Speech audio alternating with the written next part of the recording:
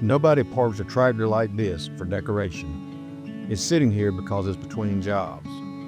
The Ford 7700 wasn't built for show. It was built to stay in rotation. And this one still is. Ford introduced the 7700 in the mid-1970s, right as farming was getting bigger and margins were getting tighter. Around 95 horsepower, this four-cylinder diesel was heavy enough to matter, but simple enough to fix. This wasn't a small acreage tractor. This was the step up, the machine you bought when you needed more pull and more hours in the day. There's no cab on this tractor, no doors, no glass, just an open station and a canopy that does all it can to fight the Alabama sun. When you run a machine like this, you feel every bit of it. The heat rolling up from the engine, the dust settling on your arms, the vibration coming through the wheel. There's nothing separating you from the work. You sit in the weather, whatever it is, humidity thick enough to chew, red clay dust, and long summer days where the sun never backs off. That canopy isn't for comfort, it's survival. Tractors like this didn't hide you from the land. They put you right in the middle of it. And if this old 7700 looks rough, it's because it lived out in the open.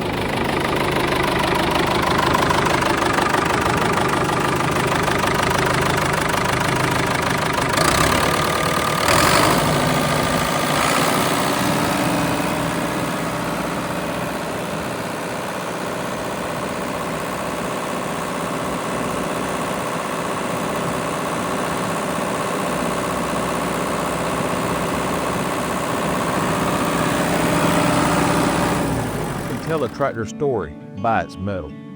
Faded paint, scratched fenders, sun-baked rubber, dirt ground into every step plate. None of that means it's worn out.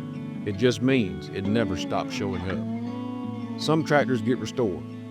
This one stayed working. And even parked like it is today, you can see it. It's not retired, it's just resting. A tractor like this saw the push of the late 70s.